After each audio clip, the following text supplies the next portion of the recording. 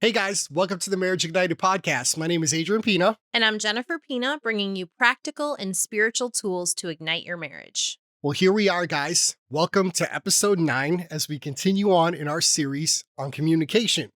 Now, in this episode, we're going to look at some roadblocks to communication that cause trouble in our marriages. We're also going to discuss ways to set a timeout when things get a little heated. Then we're also going to talk about setting some rules from fighting fair. Did you know you can set some rules? So that's all we're going to cover in this episode, and we are excited about it. Y'all ready to go? Let's go. Let's do it. Let's go. So last week in our episode, we covered some really awesome tools for healthy communication. If you missed it, make sure to go back and check those out. We took a closer look at iMessages. iMessages were originated by Dr. Thomas Gordon. And he was a licensed clinical psychologist and a pioneer in teaching communication skills and conflict resolution. So we linked his organization below, you guys, and they have a lot of awesome resources there as well. So this is the Gordon Training International. You can check that out in the description. So today we're going to continue our series, beginning to look at 12 roadblocks that are really, really common. I mean, even as we prepared for today, we were both just learning so much. So these are really, really common roadblocks that really prevent healthy communication. And these roadblocks are also part of the teaching from Dr. Thomas Gordon. Yep. So I'm going to go ahead and start by just reading this quote from the Gordon Institute. And it reads as follows. When people are experiencing a problem, most of us have the tendency to jump in with help in the form of good advice from our own experience, or questioning to get at the facts, or reassuring to make them feel better. Even though our motivation is to help, these responses do just the opposite and become roadblocks that fail to relieve the other's upset and often make it worse. Roadblocks tend to interfere strongly with the troubled person's ability to stay centered and continue to explore and talk about his or her own perception of the problem. Simply put, roadblocks take the conversational ball out of the troubled person's hands and put it firmly into the listener's. So you guys, as we said, we have both been really, really guilty of many of these, probably almost all of these roadblocks from at one point or another in our 15 years of marriage. So if you're listening to these today and you're also relating to them and like, oh man, I've done that. Yeah, you're in good company. Okay. And some of them kind of are regular ones that trip us up. And so we want you to really listen and pay attention as you hear these. Mark down the ones that really stand out to you that you want to work on. The ones that you know already are really tripping up or used often in tripping up in your marriage. So some of these are specifically a roadblock when your spouse is trying to discuss a problem with you. That is really, really important, okay? Other times, these are perfectly fine, and actually you want to have them as part of your communication. But when you're trying to actually have a productive conversation, a healthy conversation, working through a problem, they're not helpful, okay? Yeah. And actually, they can be really harmful at times. So we're going to talk through some of them. Remember, the goal of communication is always understanding that leads to intimacy. When your spouse wants to share a problem with you, you have the opportunity to promote or block understanding from taking place. Mic drop. Yeah, so good, right? So the first roadblock, let's go. Ordering. Ordering means giving orders or commands, aka directing or commanding. So this is one that we are very familiar with. Unfortunately, this is one that I often struggle with. I'll get overwhelmed in a moment, and instead of just saying something kind, I'm just like giving orders, especially to my dearly beloved over here. So how does it make you feel when I order you? It makes me feel like I'm a soldier or something. Stand at attention. Yes, ma'am. So it doesn't make you feel good in the moment when you're kind of getting ordered around. Yeah. And also it's very demeaning and makes you feel like a little kid a little bit, right? Yeah. Yeah. So ordering is definitely a roadblock for communication that you want to stay out of. So the second one we want to talk about is warning, telling the consequences of an act, aka threatening or promising. The way that this looks like, and we are all guilty of this in communication, is if you don't do this, then a fill in the blank, this will actually happen. Threats are never going to be productive or healthy to building communication in your marriage. Plain and simple. Doesn't really need more to be said to that. Exactly. All right. Number 3 is moralizing. Moralizing is telling what you should do or you shouldn't do, aka preaching, using the words shoulds or oughtas, a lot. These terms cause guilt and communicate to your spouse that you do not trust their ability or to judge ideas and values for themselves. It's very, very demeaning. So I just think we should take out the shoulds and oughtas from all communication. Yeah, we don't like those. All right. The next one is advising, telling how to solve a problem, aka giving solutions or suggestions, or like I'd like to say, unwanted advice at times, okay? This I am totally guilty of a lot of times when it comes to this one and the next one. The way that this would look like in communication is, well, what I would do is, and at first this may not seem like a roadblock, but if you're consistently advising your spouse, then you're not giving them room to learn how to problem solve or to think about the situation for themselves. You're always inserting your opinion into the matter, and you can see how that would not be healthy. Definitely. All right. Number 5, teaching. Teaching is trying to influence with facts, logic, information, or your own opinions, aka lecturing, giving logical arguments, etc. Yeah, Adrian's definitely, this is one of his for sure. So it makes your spouse feel like you're seeing them as inferior.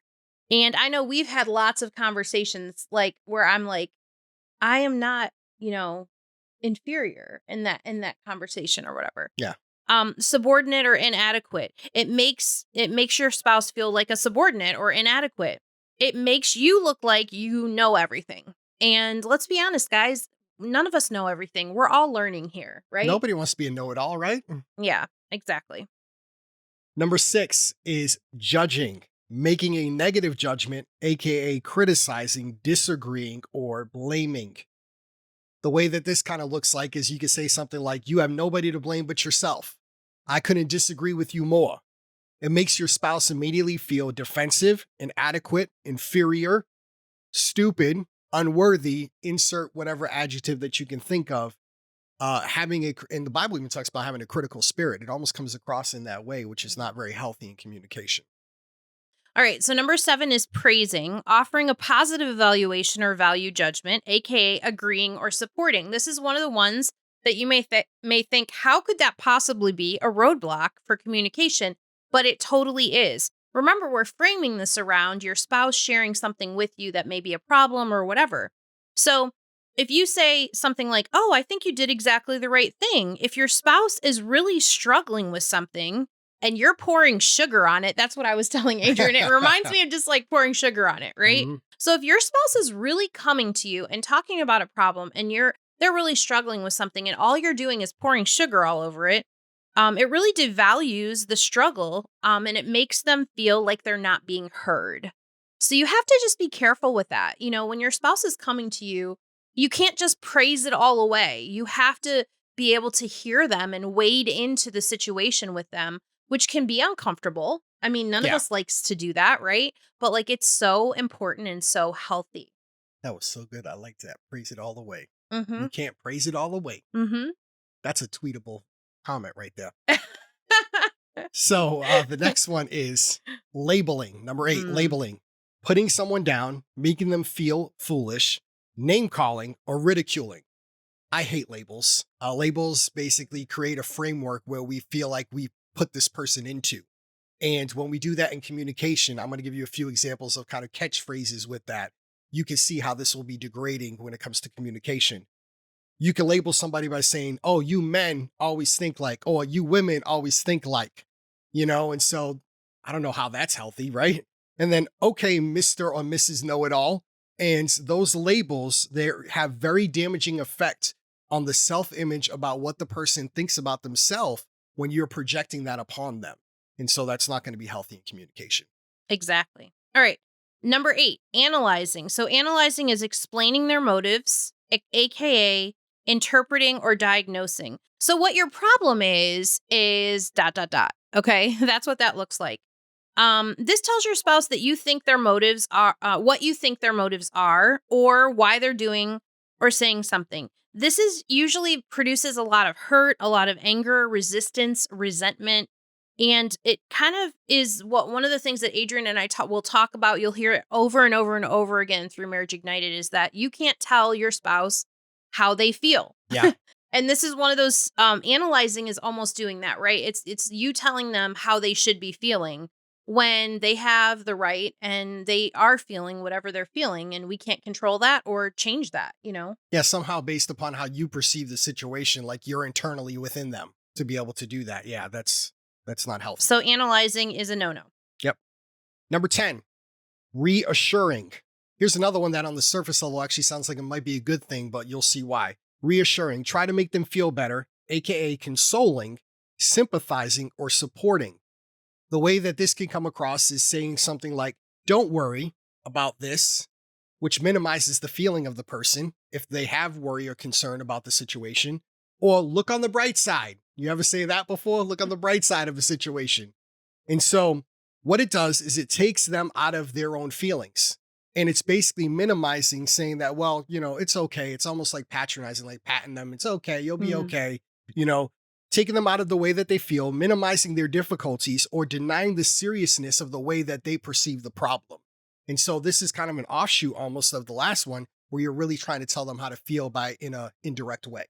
I think we do this, guys, because we don't know what to say, right? We want that moment or that hard thing to just go away. And rather than just trying to put sugar on it, like we said earlier about praising, rather than doing that, wade in. That's what we would encourage you to do. Yeah. Wade in to wherever your spouse is and just be present with them and listen. And, I think there's a way to, in healthy communication, to affirm where they're at and that you're hearing them without pouring sugar on it. And so that's definitely, I think that's why that happens. Yeah. It's awkward. You don't know what to say. Maybe you've never been in that situation before, and they're feeling big things and you don't know what to do, And sometimes I think it's probably unintentional. You're not necessarily trying to do it in that way because it's almost like I said, you listen to reassuring, you think that it comes across as something that would be positive. Yeah. And subconsciously, you're probably not doing it intentionally, even in that way. But you got to allow your spouse to feel the way that they feel and be able to process those feelings together with them. Yeah. It's not healthy for you to just have people stuff what they're feeling. You really do need to work through it. And that's totally biblical and godly. So, Yep. All right. Number 11, probing. Looking for reasons or motives, aka questioning or interrogating. Oh, I hate this one. This is one that gets me riled up every single time. Yeah. Why did you do that? Those kind of questions. Okay. Probing questions ignore the feeling of your spouse that they're experiencing and can be interpreting as a lack of understanding or a lack of caring. When somebody is going through something and wanting to share something with you, if you hit them with a bunch of probing questions, especially me, that's never going to produce good things. Yeah. Right? Yeah, it's not gonna. All right. Last one, number 12. Number 12 is sarcasm. So pushing aside the problem, aka with humor, diversion, withdrawal, or distraction. This is a very, very, very common diversion tactic when it comes to communication. We all know people like this. Y'all might be some people like this. I've dropped a few sarcastic comments here or there in my day. What it typically does is, like, when you don't want to be bothered with dealing with the situation, you use sarcasm as a defense mechanism to protect yourself and to kind of withdraw from the conversation. And often what happens, in the name of being funny, you end up saying something that hurts your spouse by making a sarcastic comment. You compound interest on the conflict and that way by supposedly being sarcastic or just saying, oh, I was just trying to be funny. Now you doubled the problem. And so it ends up being hurtful. But sarcasm is also a very easy way to kind of throw in passive aggressiveness. A lot of times masked under the concept of humor or being funny, it's like a passive aggressive dig potentially at your spouse especially when you're in the midst of conflict. And sarcasm is never going to be, if your spouse doesn't know when you're trying to be serious or when you're trying to be funny, or you're always diverting to that tactic, it is not going to be healthy for your communication going forward. So true. Yeah, so true. So, guys, remember that the goal of communication is always understanding, which leads to intimacy. You'll hear that over and over again during this series. When your spouse wants to share a problem with you, you have the opportunity to either promote or to block understanding from taking place. So let's quickly just review these 12 roadblocks, okay? So number 1 was ordering, warning, moralizing, advising, teaching, judging, praising, labeling, analyzing, reassuring, probing, and sarcasm. And we'll make sure to link all that information in the show notes. Yeah, for sure.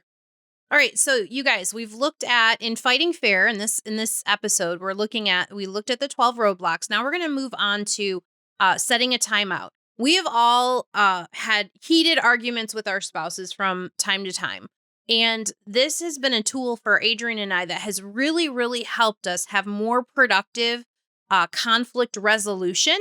Being able to actually take a timeout and then come back from that time. With a greater focus. Yes. I would say that. All right. So number 1 is recognize your need for a timeout. Let me say this too. In the show notes, we have in the description, the links for Prepare Enrich. This material that we're going to share about timeout comes right from them. We love that program. We're facilitators. We would love to work with you guys on that. So number 1 is recognize your need for a timeout. Hello. What is our body language? What is our tone? For me, it's usually volume. What is the volume of your voice? That makes a huge difference in identifying your need for a timeout, okay? Are your fists clenched? Is your face red? Are you breathing fast? Are you screaming or do you feel like screaming or throwing something? Okay, all of those are great indicators to help you realize it might be time for a timeout. Yeah, definitely key indicators. Yeah. And this is actually a very biblical principle in the sense of kind of taking time to slow your anger a little bit. In James chapter 1, verses 19 and 20, love these verses. This is how it reads. It says, "Know this, my beloved brothers, let every person be quick to hear, slow to speak, and slow to anger. For the anger of man does not produce the righteousness of God." I love the slow to speak and slow to anger, but yet be quick to hear. So have a listening ear, but be slow when it comes to boiling over in that way. You know, water takes a long time to boil, right? And anger sometimes it starts as a simmer. And if we could stop it when it's simmering before it gets to the boiling point, and I think if we slow down for a moment, that's very helpful to be able to do that to help divert that away from us. Well, and that's exactly what a timeout does allow. Yeah. You feel yourself simmering. Before you boil over, take that time out. That's what it's for. Exactly. Absolutely. So the second thing is request the timeout. So call a timeout for yourself by saying something like, "I'm just too angry to talk right now. I need to take a timeout. Please give me an hour to calm down and gather my thoughts." Now in sports, we understand the concept of timeout if you like sports at all. Timeouts are only for a certain allotted amount of time. They're not indefinite. A coach can't call a timeout and say, "I want a timeout till tomorrow." It doesn't work that way. And remember, you have to call the timeout for yourself.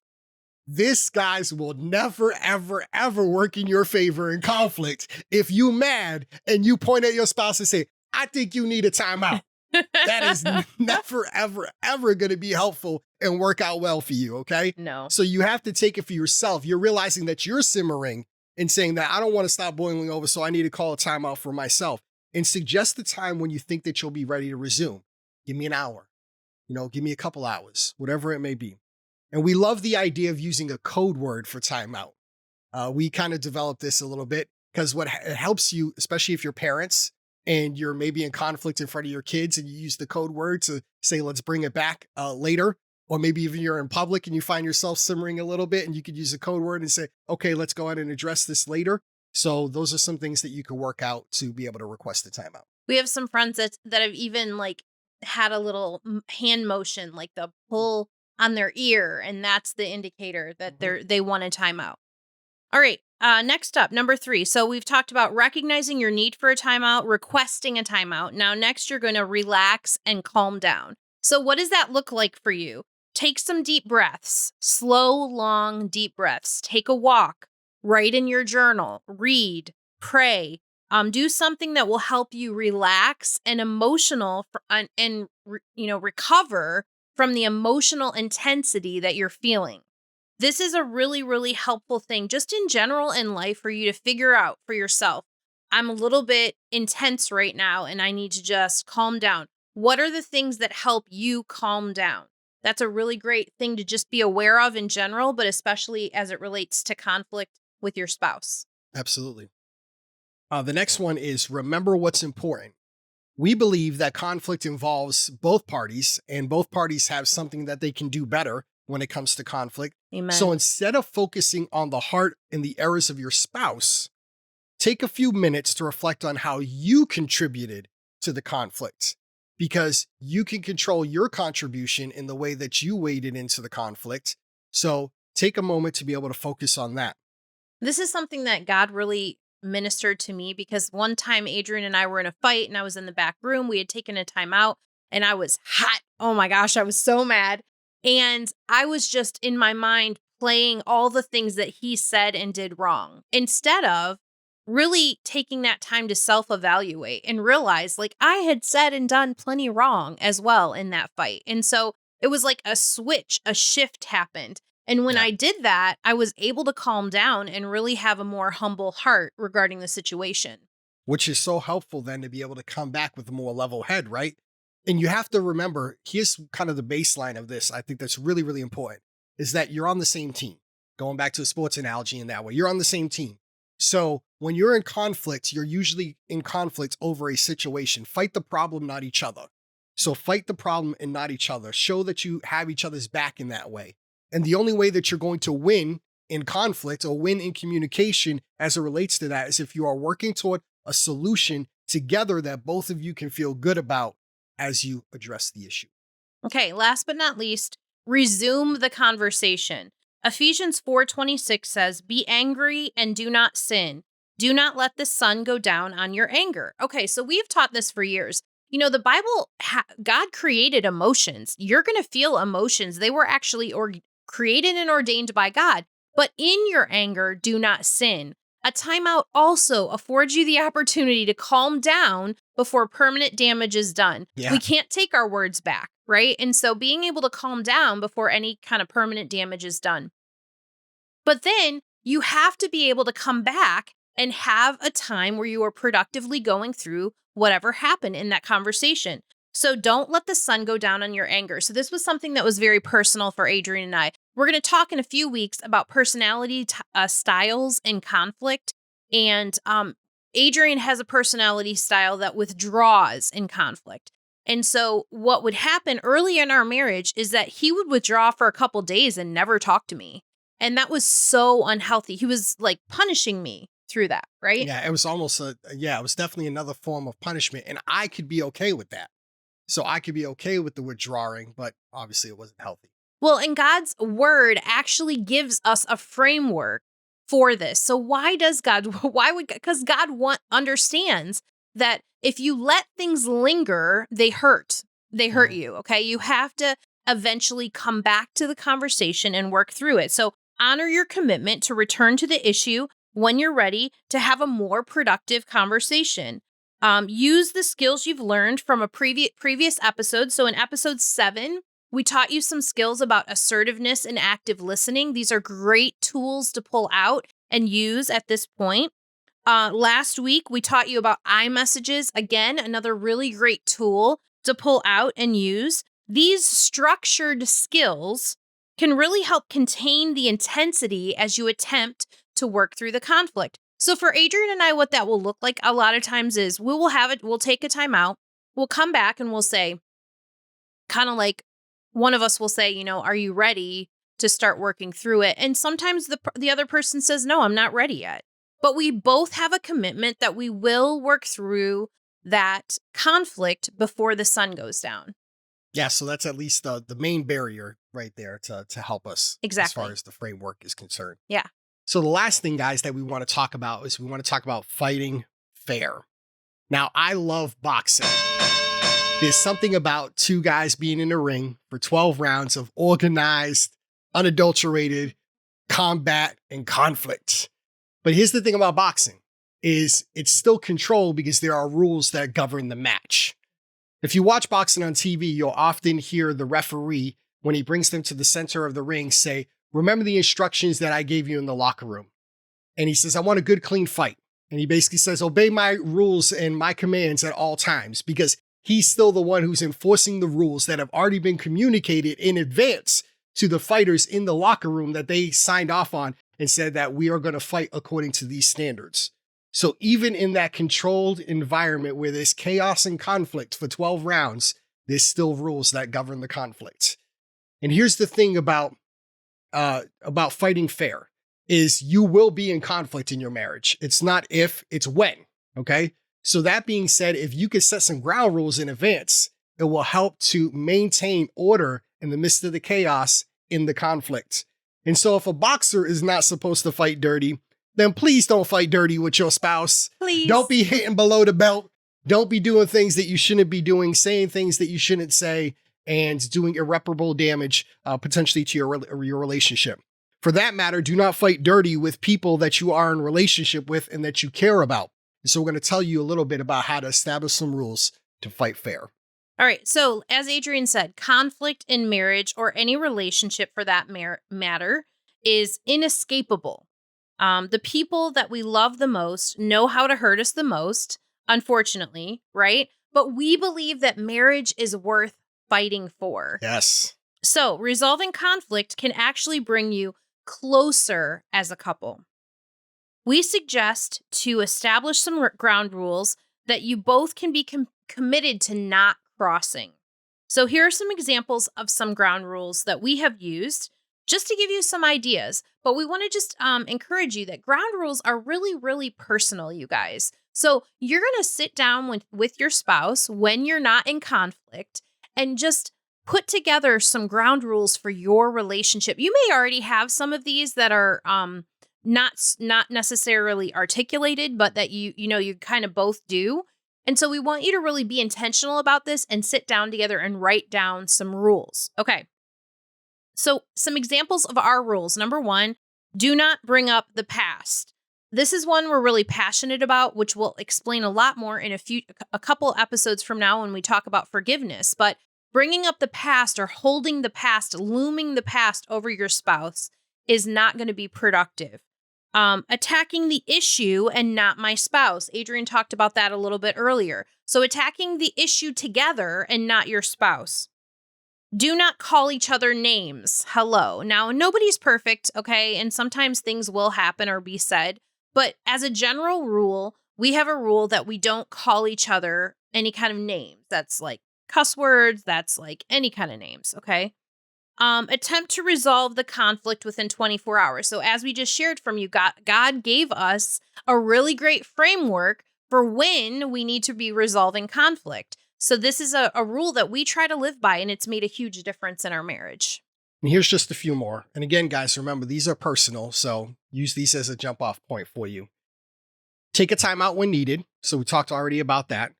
Never use text, email, messenger, or any written means to resolve conflict. This is huge. We are so huge proponents of this. Yes. Because we've had it be destructive for us, and we've seen it be destructive for so many people. We are huge advocates for this. And then lastly is never use the D word. Divorce is what we call the D word, right? So we don't use that in conflict as a way to throw a jab at another person, or even going back to one of the roadblocks, using it as a threat. Like saying, well, if you don't do this, we're going to get divorced or whatever. We don't throw that word around because we know the magnitude of what it means, and it's not healthy to try to use that as an aggressive tactic in the midst of conflict. It's never going to be healthy. So those are just a few of our ground rules that help us to be able to fight fair. Now, this is a great tool to help you guys to be able to create intimacy, to be able to do this. Conflict, again, is certain, but investing the time and effort into creating these ground rules together communicates value in your relationship, communicates that you want to fight for your relationship, that you want to make it work, and that you desire to work toward resolution. It's true, you guys. When we actually use these rules, create them, and then use them, it really does produce tremendous intimacy in our marriage. I know for Adrian and I, if we've had a fight and we come back together after a timeout and we work through to forgiveness, those things are hard, right? But it does produce this depth of intimacy when we've both stuck by the rules that we've agreed to together. It draws you closer and closer together. All right. So in this episode, you guys, we're talking about fighting fair in general. We've talked about 12 roadblocks that are really common in our communication. We looked at how to set a timeout. Then we also looked at how to set some rules for your marriage about fighting fair. These are all really great exercises that we hope are really a blessing to you in your marriage. Yeah, and this week's episode, the tool that we want to leave you walking away with is to challenge you to be able to come up with some rules for fighting fair in the context of your marriage. So we gave you a number of examples that you could use as jumping off points, so maybe some of them are relevant to you. But we would challenge you to come up with at least 3 that you can agree upon in a time when you're not in conflict, okay? To be able to agree upon these together. Then both of you commit to honoring those rules that you created together, and you will see the lovely intimacy that is produced by even doing that exercise, because you are committing. What you're saying is, you're saying, I want to fight for our relationship and I want to protect it even when we get a little heated. And so we want to do everything to bring resolution, and that's going to bring tremendous intimacy into your relationship. Exactly. All right. So next week in our next episode, we are so excited to continue this series on communication. We will be talking about the heart of conflict. So we're going to be looking at God's word and what it says about the heart. We're also going to be looking at the many layers of conflict. There's a lot that goes on within conflict. And so we're going to be looking at really the heart of conflict, some of those layers. You guys do not want to miss it. It's going to be an awesome episode. So look for new episodes to drop every single Tuesday, guys, at 2 p.m. Eastern time. And so use this podcast to invest in your marriage. If you're watching this video on YouTube, go ahead and like the video and subscribe to the channel. We're working really hard to bring you amazing, awesome, and relevant content to be able to invest and to help in your marriage. If you're listening to this on a podcast, go ahead and like us and rate us wherever you consume your podcast. It brings great exposure to Marriage Ignited. We'd love for you to share this with your friends on social and consider tagging us, #Marriage Ignited, or follow us on all those social platforms. So we're continuing our series on communication, guys. But we'd love to hear from you. What stood out to you from this episode? What was maybe convicting to you? What could you relate to? We'd also love to hear from you in the comments. Any future ideas that you have for future upcoming episodes. We're always looking for new ideas, and so we'd love to hear from you as well. You can also hit the notification bell on YouTube so that you get notified and you don't miss an episode. I love that. It's so handy. So make sure to do that. All right, you guys, we're so excited about this series and we can't wait to be with you guys again next Tuesday. We're hoping that you have an amazing week. God bless you. God bless you guys. Till then.